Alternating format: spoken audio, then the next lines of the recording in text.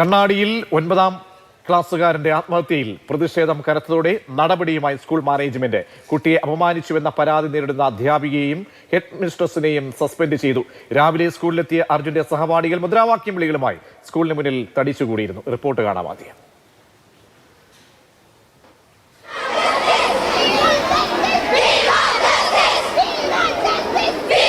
സമാനതകളില്ലാത്ത വിദ്യാർത്ഥി പ്രതിഷേധത്തിനാണ് ഇന്ന് കണ്ണാടി ഹയർ സെക്കൻഡറി സ്കൂൾ വേദിയായത്.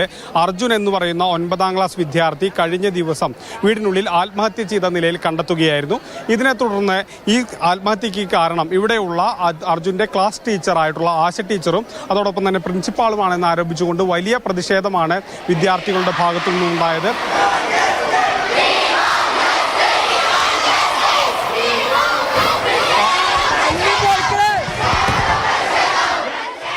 അവർ ക്ലാസ്സിൽ കയറാതെ സ്കൂൾ ഉപരോധിച്ചുകൊണ്ട് വലിയ രീതിയിൽ പ്രതിഷേധം നടത്തി. ഇതിനെ തുടർന്ന് PTA നേതൃത്വത്തിലുള്ള ആളുകളെത്തി, സ്കൂൾ മാനേജ്മെന്റിലുള്ളവരെത്തി, പോലീസ് ഉദ്യോഗസ്ഥരെത്തി, അങ്ങനെ വിദ്യാഭ്യാസ വകുപ്പിലെ ഉദ്യോഗസ്ഥരെത്തി. ഇവരെല്ലാം ചേർന്നുകൊണ്ട് ചർച്ച നടത്തിയതിനു ശേഷം ഈ 2 അധ്യാപകരെയും താൽക്കാലികമായി ഇപ്പോൾ സസ്പെൻഡ് ചെയ്യാൻ തീരുമാനമായി. ഇതിനെ തുടർന്നാണ് ഈ പ്രതിഷേധത്തിന് അല്പം അയവ് വന്നതും ആ പ്രതിഷേധം അല്പം ഒതുങ്ങിയതും. Gokul VS, Mathrubhumi news, Palakkad. മനോവിഷമത്താൽ വിദ്യാർത്ഥികളൊക്കെ തന്നെ ജീവനെടുക്കുന്ന സംഭവം കേരളത്തിൽ ആദ്യത്തെ സംഭവമല്ല. പക്ഷേ ഇന്ന് നമ്മൾ പാലക്കാട് കണ്ണാടി സ്കൂളിൽ നിന്നും കണ്ടത് വേറിട്ട ഒരുപാട് കാഴ്ചകളായിരുന്നു. ആ കാഴ്ചകൾക്ക് പറയാൻ ഒരുപാട് ആഴത്തിലുള്ള സ്പർശിയായിട്ടുള്ള പല തരത്തിലുള്ള സർവ്വതല സ്പർശിയായിട്ടുള്ള ഒരുപാട് കാര്യങ്ങളുണ്ട്. അതുകൊണ്ട് നമുക്ക് ഈ വിഷയം വളരെ ആഴത്തിൽ തന്നെ പരിശോധിക്കണം. എന്നോടൊപ്പം മാധു സജി ചേരുന്നുണ്ട്. മാധു, ഇന്ന് ഈ ദിവസം നമ്മൾ ഞെട്ടലോടുകൂടിയാണ് പാലക്കാട് നിന്നും ഈ വാർത്തയെ നമ്മൾ ശ്രവിച്ചത്. പ്രത്യേകിച്ച് നമുക്കറിയാം, ഒരു സ്കൂളിലേക്ക് ഒരു വിദ്യാർത്ഥി പോകുമ്പോൾ വീട്ടിൽ നിന്നും ഏറ്റവും കൂടുതൽ സമയം ഗുരുമുഖത്താണ്. അധ്യാപകർക്ക് മുന്നിലാണ് അവരെ സംബന്ധിച്ച് അവർ ചെലവഴിക്കുന്നത്. അപ്പോൾ ആ സ്കൂൾ ഒരു പക്ഷേ ഒരു സുരക്ഷിത സ്വഭാവമുള്ള ഒരു സംവിധാനമെന്ന് എല്ലാ വിദ്യാർത്ഥികളും രക്ഷിതാക്കളും അങ്ങനെയാണ് വിശ്വസിക്കുകയും ചെയ്യുന്നത്. ഇപ്പോൾ ഈ സംഭവം അടയാളപ്പെടുത്തുമ്പോൾ നമ്മൾ ആഴത്തിൽ ഈ സംഭവത്തെ നമ്മൾ വിശകലനം ചെയ്യുമ്പോൾ എന്തൊക്കെ ഞെട്ടലുളവാക്കുന്ന വസ്തുതകൾ പുറത്തേക്ക് വരുന്നുണ്ട്? ഈ വിഷയത്തിന് പ്രജീഷ് നേരത്തെ പറഞ്ഞതുപോലെ പല തലങ്ങളുണ്ടായിരിക്കും. ഏകപക്ഷീയമായി നമുക്ക് ആരെയും വിധി എഴുതാനൊന്നും കഴിയില്ല. വാർത്തയ്ക്കപ്പുറത്ത് ചിന്തിക്കുകയാണെങ്കിൽ ഒരിക്കലും നമുക്കൊക്കെ അറിയാം, നമ്മളൊക്കെ കുഞ്ഞുങ്ങളുള്ള വീട്ടിലുള്ളവരാണ്. അപ്പോൾ അവരെങ്ങനെയാണ് പെരുമാറുക, എന്തൊക്കെയാണ് ചെയ്യുക എന്നതൊക്കെ കുഞ്ഞുങ്ങളെന്നാണല്ലോ നമ്മളവരെ വിളിക്കുക. തെറ്റ് പറ്റാത്തവരല്ല. ഈ കാര്യങ്ങളെല്ലാം വളരെ പക്വമായോ വളരെ പാകമായോ കൈകാര്യം ചെയ്യാൻ അങ്ങനെ പരിശീലനം കിട്ടിയവരല്ല. അവർ തിരുത്തേണ്ട സമയം കൂടിയാണ്. അവർക്ക് തെറ്റ് സ്വാഭാവികമായും പറ്റും. പക്ഷെ തിരുത്താൻ നമ്മൾ എത്രത്തോളം എക്യുപ്ഡാണ് എന്നുള്ളതാണ് ഏറ്റവും പ്രധാനപ്പെട്ട കാര്യം. കോവിഡിന് ശേഷമുള്ള കുഞ്ഞുങ്ങളെന്ന് പറയുന്നത് അവർ സമൂഹമാധ്യമങ്ങളുടെ സ്വാധീനത്തിൽ ജീവിക്കുന്നവർ പോലുമല്ല. അവർ സമൂഹമാധ്യമങ്ങളാൽ ഭരിക്കപ്പെടുന്നവരാണ് പലപ്പോഴും. അതുകൊണ്ട് തന്നെ അവർക്ക് ഇൻസ്റ്റഗ്രാമിലുള്ള കാര്യങ്ങൾ, അതിലുള്ള മെസ്സേജുകൾ, ഇതിനൊന്നും ഒരുപക്ഷെ ചെയ്തതാണ്, അല്ലെങ്കിൽ ചെയ്തതായിരിക്കാം. അതിനുള്ള ശിക്ഷ എന്ന് പറയുന്നത് ഒരിക്കലും രക്ഷപ്പെടാൻ കഴിയാത്ത തരത്തിലുള്ള അപമാനവും പോലീസ് കേസും തുടർന്നുള്ള നിയമ നടപടികളും സ്കൂളിലെ വിദ്യാർത്ഥികൾക്ക് മുന്നിൽ ഏൽക്കേണ്ടി വരും എന്ന് വിചാരിക്കുന്ന അപമാനവും അത്തരത്തിലുള്ള അവസ്ഥയിലേക്ക് തള്ളിവിടലല്ല. അങ്ങനെയല്ല നമ്മൾ അവരെ കൈകാര്യം ചെയ്യേണ്ടത്. അതിന് എക്യുപ്ഡ് ആവുക, സ്വയം എക്യുപ്ഡ് ആവുക എന്നുള്ളത് പറയുന്നതാണ് അധ്യാപകരുടെയും മാതാപിതാക്കളുടെയും ഒക്കെ പ്രാഥമികമായ ചുമതല എന്ന് പറയുന്നത്.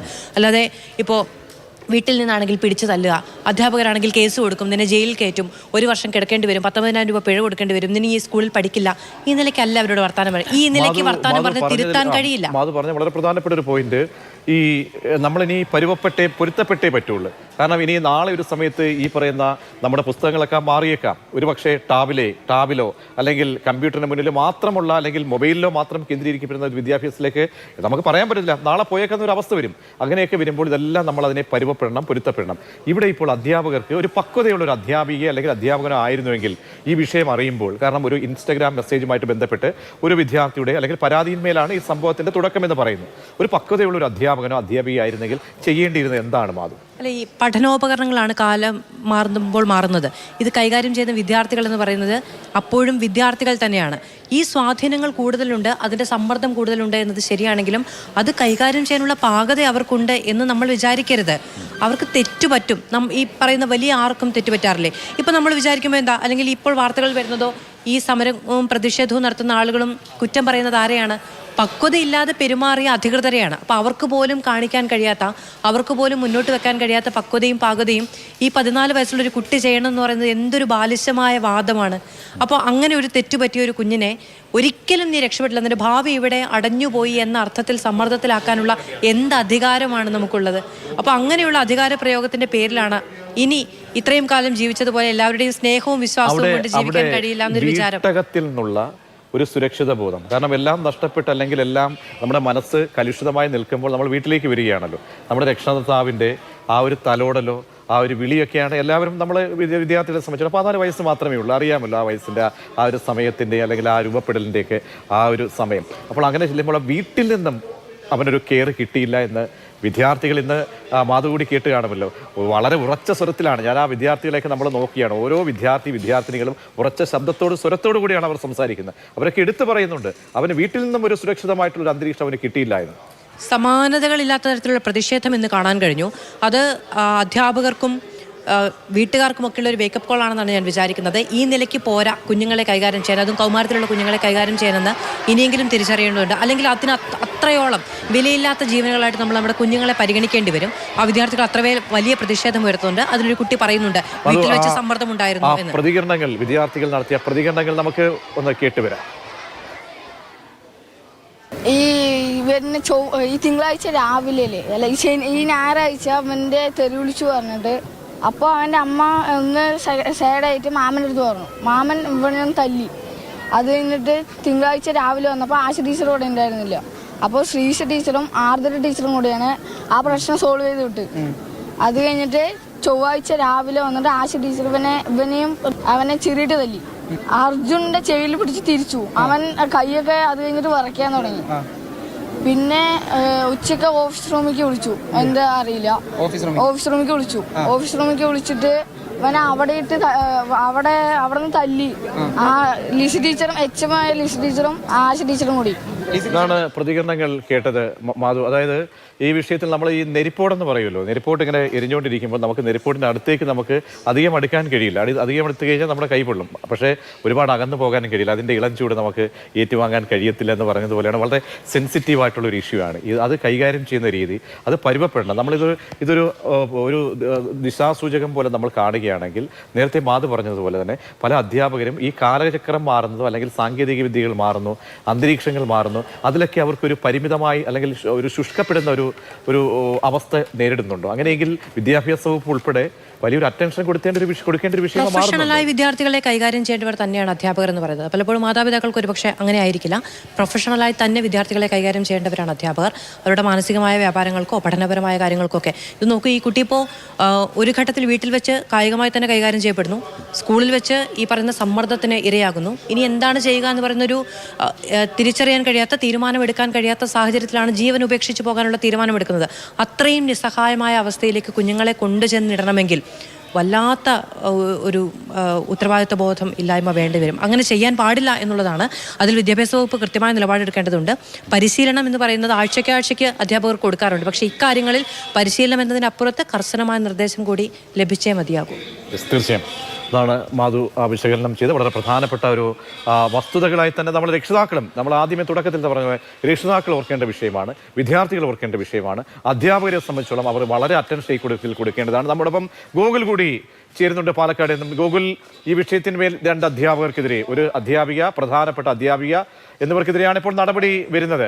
അപ്പോൾ ഇതിൽ നടപടിയിൽ മാത്രം ഒതുങ്ങേണ്ട ഒരു വിഷയവും കൂടി അല്ല. ഇതിൽ വിശദമായ പരിശോധന വേണം. ഇതിനെ ആവർത്തിക്കപ്പെടാൻ കണ്ണാടി പോലുള്ള സ്കൂളിനപ്പുറത്തേക്ക് സംസ്ഥാനത്തോ എങ്ങുമേ ഇത് ആവർത്തിക്കപ്പെടാൻ പാടില്ലാത്ത തരത്തിലേക്ക് മാതൃകാപരമായിട്ടുള്ള നിരീക്ഷണം വേണം.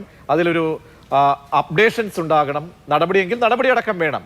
അങ്ങനെയുള്ള നീക്കത്തിലേക്ക് പോകുന്നുണ്ടോ ഗൂഗിൾ? തീർച്ചയായും ഇതിലൊരു നടപടി വിദ്യാഭ്യാസ വകുപ്പിൻ്റെ ഭാഗമായുള്ള അന്വേഷണം നടക്കുന്നുണ്ട്. അതിനുശേഷം ഒരുപക്ഷെ നടപടി അടക്കമുള്ള കാര്യങ്ങളിലേക്ക് ഉണ്ടാകും. പക്ഷേ അതിനൊക്കെ അപ്പുറം, ഈ നടപടി എന്നുള്ളതിനപ്പുറത്തേക്ക് നമ്മുടെ അധ്യാപകർ എങ്ങനെയാണ് ഇത്തരം വിഷയങ്ങൾ കൈകാര്യം ചെയ്യുന്നത് എന്നുള്ളൊരു പ്രധാനപ്പെട്ട കാര്യം കൂടിയുണ്ട്. അതായത് 14 വയസ്സായ കുട്ടിയാണ്, കൗമാരത്തിലേക്ക് കാലെടുത്ത് വയ്ക്കുന്ന കുട്ടിയാണ്. അത്തരം കുട്ടികളുടെ സ്വഭാവത്തിൽ വരുന്ന മാറ്റങ്ങൾ അത് പഴയ പോലെയല്ല.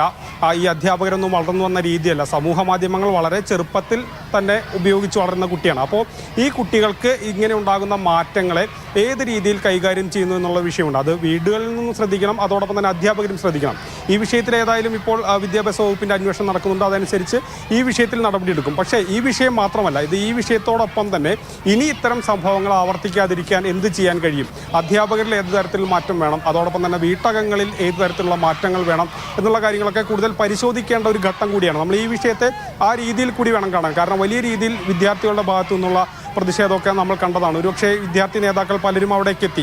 അവരെത്തിയില്ലായിരുന്നെങ്കിൽ ഒരുപക്ഷെ ഈ പ്രതിഷേധമൊക്കെ കൈവിട്ടു പോകുന്ന ഒരു സ്ഥിതി വരുമായിരുന്നു. അവരാണ് പലപ്പോഴും ഈ കുട്ടികൾ പരിധി ലംഘിക്കുമ്പോഴൊക്കെ തന്നെ അവരെ നിയന്ത്രിച്ച് നിർത്തിയതും മാറ്റിയതൊക്കെ തന്നെ അവിടെ വന്ന വിദ്യാർത്ഥി നേതാക്കളാണ്. അപ്പോൾ ഇത്തരം കുട്ടികൾ, അല്ലെങ്കിൽ ഈ 17 വയസ്സ് അല്ലെങ്കിൽ 16 വയസ്സ് ഒക്കെയുള്ള കുട്ടികൾ, ആ കുട്ടികളിൽ വരുന്ന മാറ്റങ്ങളെ ഏത് രീതിയിൽ അഡ്രസ്സ് ചെയ്യണം എന്നുള്ളത് വളരെ പ്രധാനപ്പെട്ട വിഷയമാണ്. ആ വിഷയം ഇനി കുറച്ചുകൂടി ഗൗരവത്തിൽ നമ്മുടെ വിദ്യാഭ്യാസ വകുപ്പ് അടക്കം കാണണമെന്നുള്ളതിൻ്റെ ഏറ്റവും വലിയ ഒരു ഉദാഹരണമാണ് കഴിഞ്ഞ ദിവസം ഉണ്ടായത്. വളരെ ദൗർഭാഗ്യകരമായ സംഭവത്തിൽ ആ രീതിയിൽ വേണം ഇനി വിദ്യാഭ്യാസ വകുപ്പിൻ്റെ നടപടി എന്നുകൂടി ഇതിൽ ഉണ്ട്. ഒരു പ്രധാനപ്പെട്ട വിഷയമാണ്. അതേസമയം തന്നെ ഈ അധ്യാപകർക്കെതിരെ അവർ ഏത് രീതിയിലാണ് കുറ്റം ചെയ്തത്, അവരുടെ കുറ്റം ചെയ്ത ഗ്രാവിറ്റിക്ക് അനുസരിച്ചുള്ള നടപടി വേണമെന്നുള്ളതും രക്ഷിതാക്കളുടെ ഭാഗത്തു നിന്നുള്ള ഒരു പ്രതികരണമായി തന്നെ വരുന്നുണ്ട്. ശരി, ഗോകുലാണ് വിവരങ്ങൾ നൽകിയത്. അങ്ങനെ ഉറച്ച ശബ്ദത്തോടു കൂടി വിദ്യാർത്ഥികൾ ഒന്നടങ്കം ക്ലാസ്സിൽ നിന്നും ഇറങ്ങി അധ്യാപകർക്ക് മുഖത്തേക്ക് ചോദിച്ച മുനവെച്ച ചോദ്യങ്ങൾ, വളരെ പ്രധാനപ്പെട്ട നിർണായകമായിട്ടുള്ള ചോദ്യങ്ങൾക്ക് പിന്നാലെയാണ് ഇപ്പോൾ വിദ്യാഭ്യാസ വകുപ്പ് കൂടി ഉണരുന്നത്. 2 അധ്യാപകർക്കെതിരെ ഈ സംഭവത്തിൽ നടപടി വരുന്നു. പിന്നാലെയും കൂടുതൽ പരിശോധനകൾ നമുക്ക് പ്രതീക്ഷിക്കാം.